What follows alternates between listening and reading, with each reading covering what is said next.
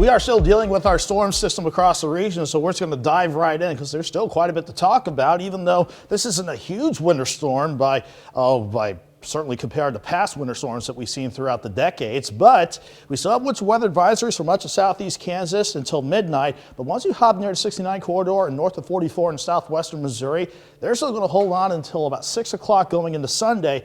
Then on top of it all, the wind kicking in and bringing in the much colder air.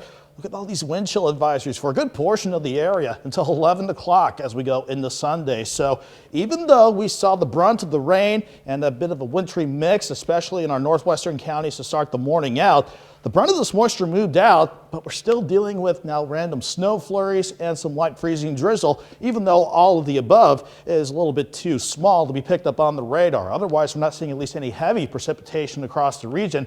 But as far as temperatures go, a big switch, going from New Year's Eve with highs in the mid-60s to today, where we had midnight highs in the 50s, and then we just saw the numbers just continue to tank throughout the course of the day. And that has led to some road conditions that we're trying to manage. Thankfully, not a lot of road seeing issues, but if we take a look at our map from CanDrive site, we do have, between Independence and Neodesha, US 75. That's partially covered with some snow, maybe a little bit of freezing drizzle too. And we'll also keep an eye out for areas from Buffalo to Yates Center along US 75, not to mention US 59.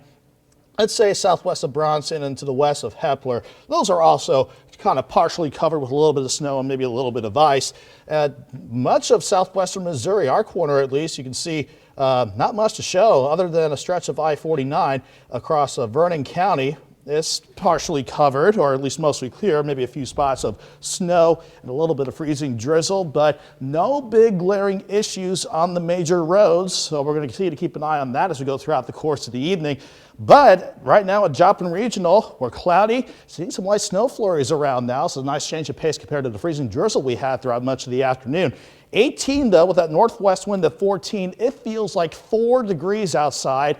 We're already close to 10 around Iola and Yates Center, lower 20s south of the interstate. We're all getting set up for quite a cold night. Not to mention, it feels like 5 in Joplin, -4 already in Iola and Yates Center. These are numbers that will continue to drop throughout the night.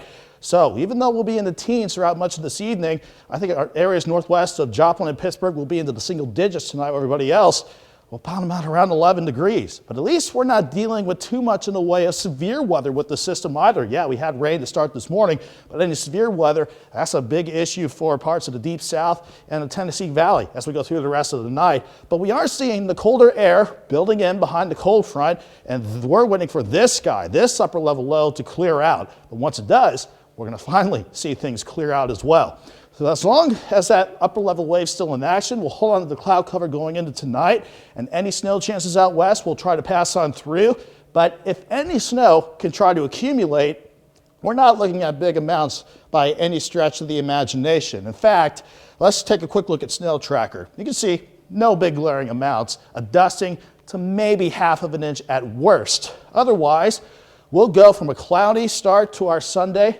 But look at how fast we'll want to clear things up by tomorrow afternoon. I think we will see returning sunshine as we go into the afternoon, but a north wind at 10 to 20 starting the day out, lows around 11, 21 by noon, and highs near 25. We're going to be thankful to see those numbers rebound, but starting tomorrow morning with temperatures as cold as they'll be, we'll see wind chill values anywhere from 0 to about 10 or 11 below 0. Then, thankfully, the numbers will continue to improve as more milder air starts to roll back in. We're quiet Monday, Tuesday, and Wednesday. Let's go 40s Monday and Tuesday, 34 Wednesday. Then I think another system will come on by, Chris, by Thursday. That could give us some snow and another shot of colder air. But we're just taking it one system at a time. We'll continue to keep an eye on this one as long as it's in play this evening. Well, it seems like the first official day of winter came today because it's been so mild over the last month. So I know.